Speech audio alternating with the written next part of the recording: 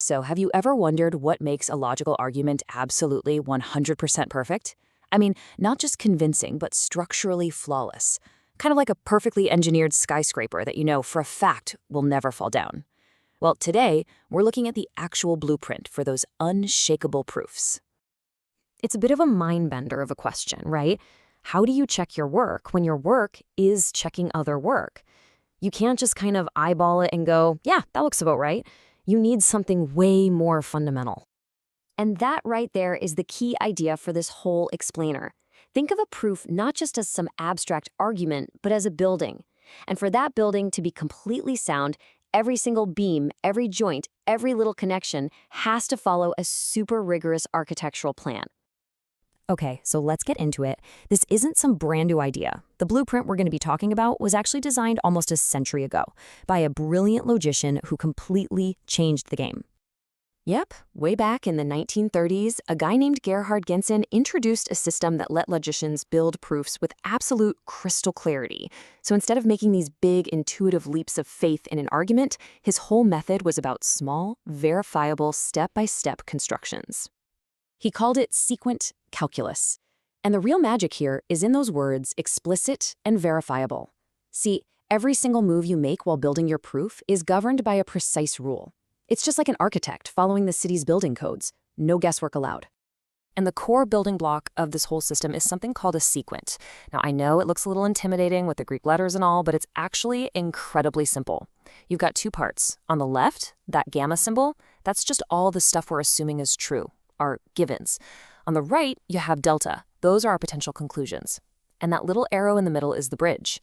The whole thing just reads, if we assume all the stuff in gamma, then it leads to the stuff in delta. That's it. That's the basic atom of our entire proof architecture. But once you have this amazing blueprint, you start to realize something really fascinating. One size doesn't fit all. And this discovery led to a whole variety of specialized systems, what logicians kind of playfully call a zoo of calculus. And this isn't just about making things complicated for the fun of it. I mean, think about it. You'd use a very different blueprint for a garden shed than you would for a massive suspension bridge, right? Well, it's the same idea. You need different logical architectures to tackle different kinds of problems. So let's just take a quick peek inside this zoo. You've got labeled calculi, which add these little tags to formulas to track them across different contexts. It's kind of like tracking a character across parallel universes in a sci-fi movie. Then you have nested calculi, which lets you literally put sequence inside other sequence for some seriously complex reasoning. And hypersequence, they link multiple arguments together all at once to handle logics where the standard rules just completely fall apart. To make this really concrete, think of it like this. Standard sequent calculus, it's the perfect blueprint for building a regular house. It's clean, effective, gets the job done. But what if you need to build a skyscraper with different security zones on different floors, where the rules change depending on where you are? Well, that's what logicians call modal logic, and for that, you need a much more sophisticated blueprint. And that's exactly where labeled sequent calculus comes in, adding those extra tags to manage all that complexity. Okay, so we have all these amazing architectural plans. But how do we know they're any good? How do we know they won't lead us to design a faulty building? A proof that looks totally solid, but is actually false? We need some serious quality control. In logic, this is called metatheory, and it's basically a three-point inspection. First is the system sound, meaning do the rules only produce true conclusions? Can't have it spitting out nonsense. Second, is it complete? Can it produce every single possible true conclusion? And third, and this one is the coolest, does it have a property called cut-elimination?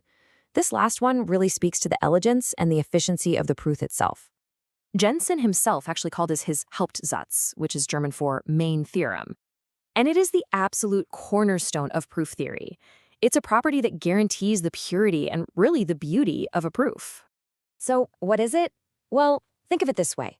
A proof that has a cut in it is like looking at a building that's still covered in scaffolding, with messy detours and all sorts of unnecessary supports. Cut elimination is the process of stripping all of that away, just removing all the junk to reveal the clean, elegant, and direct structure underneath. It's the proof that you didn't need any clever or roundabout tricks to get your answer. The logic just flows, clean and simple, from the assumptions straight to the conclusion. Now, you might be thinking, okay, this is all incredibly abstract. Blueprints, scaffolding, who really cares? But this architectural theory for proofs has some profoundly practical applications in the technology that, believe me, powers our world. So why does this matter to you?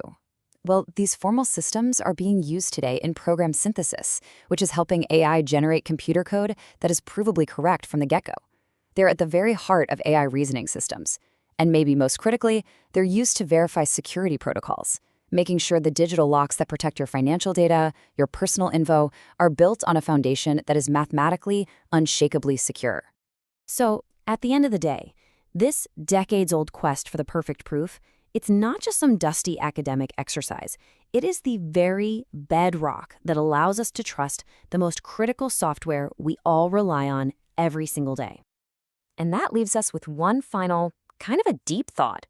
Some philosophers argue that the meaning of logical concepts like and or if-then isn't found in some abstract reality out there, but simply in the rules we create to govern how we use them. So, if logic is just a set of architectural rules that we've designed, what does that tell us about the foundation of truth itself?